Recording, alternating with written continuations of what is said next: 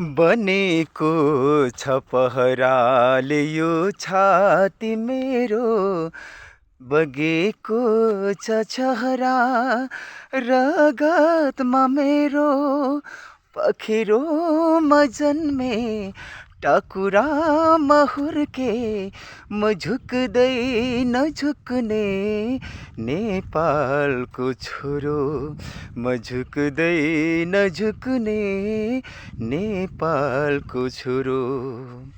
हजुर हजुर नमस्कार अनि स्वागत छ म घनिन्द्र मगरको यो फेसबुक ब्लगमा। र यतिखेर फाइनल्ली आइपुगेको छु। म आइपुगेको छु धरानभन्दा माथि बडा क्षेत्र नगरपालिका 1 सूर्यकुण्ड भन्ने ठाउँमा, सूर्यकुण्ड भन्ने ठाउँमा आइपुगेको छु। र यो सूर्यकुण्ड चाहिँ अलिकति भौगोलिक हिसाबले पनि डाँडा काँडा रहेको छ, चिसो चिसो छ यहाँको मौसम होइन।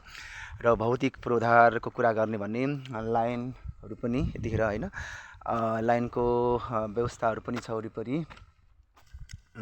बिजुलीको लाइनहरू छ, बाटोघाटो पनि छन्।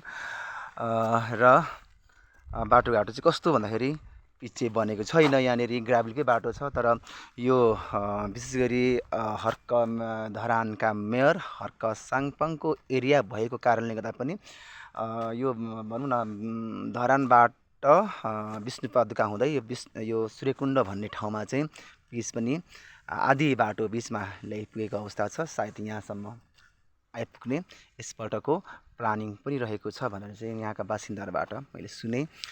र अघि चाहिँ चिसो चिसो थियो मौसम होइन, अलिकति यहाँको मौसम चिसै छ। आज धुम्म पनि थियो र अहिले चाहिँ घाम लागिरहेको छ है। फेरि घाम भर्खरै मैले बोल्दा बोल्दै घामको दर्शन गर्न पाएँ भनौँ न।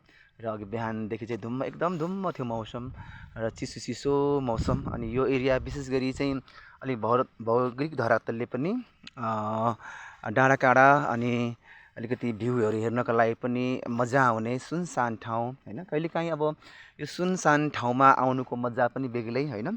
सहरी भिडभाडलाई टाढा राखेर, त्योभन्दा टाढा बसेर चाहिँ अलिकति कहिलेकाहीँ माइन्ड फ्रेस गर्नको लागि पनि, एकचित्त हुनको लागि पनि, केही नयाँ प्लानिङ, नयाँ सोच ल्याउनको लागि पनि यस्तो ठाउँहरूमा घुम्नुपर्छ भन्छु म होइन, रिफ्रेस बनाउनको लागि विशेष गरी दिमागलाई। र तपाईँले यतातिर देख्न सक्नुहुन्छ तल चाहिँ तमोर नदी बगिरहेको छ होइन। यो तमोर नदी विशेष गरी अब कोसीमा पुगेर ठोकिन्छ होला होइन।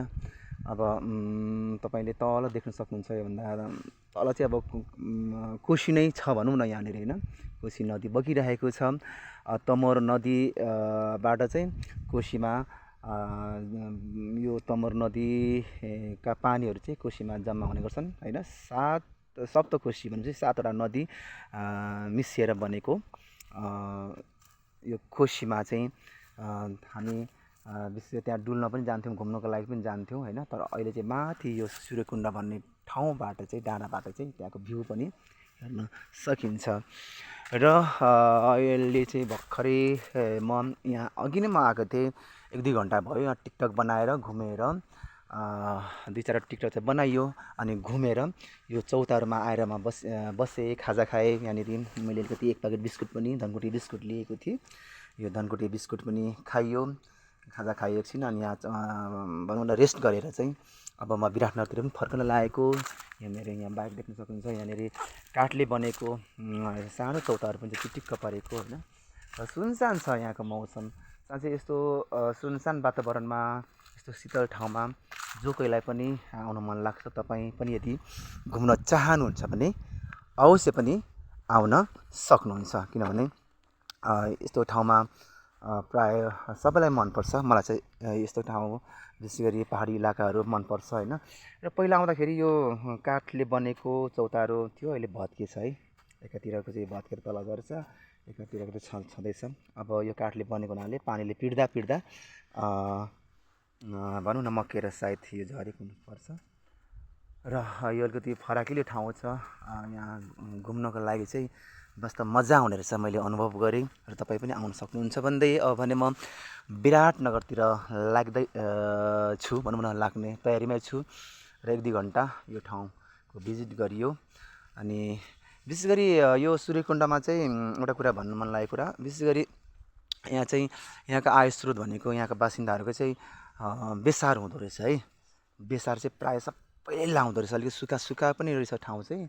अनि बेसार र अमिलिसो चाहिँ प्रायः सूर्यकुण्ड भन्ने ठाउँमा पाउँदो रहेछ। र मैले पनि 2-4 केजी बेसार पनि लिएँ, सुकेको बेसार। र एकदम अर्ग्यानिक भनौँ न, यहाँ कुनै पनि युरिया मल कुनै पनि केही नमिसेको होइन। यहाँ कम्पोस्ट मल भनौँ न, के अरे तपाईँको गाई गोरु गोबरबाट, यता के भन्छ बाख्राको बड्केउलाबाट बनेको मलहरू चाहिँ पाउँदो रहेछ। त्यही मलहरू युज गरेर चाहिँ यहाँको खेतीबालीमा विशेष गरी लाउने गर्दो रहेछ। र ठिकै छ, अब भने म यो बडा क्षेत्र नगरपालिकाबाट प्रस्थान गर्दैछु विराटनगरतर्फ। हस्त, धन्यवाद।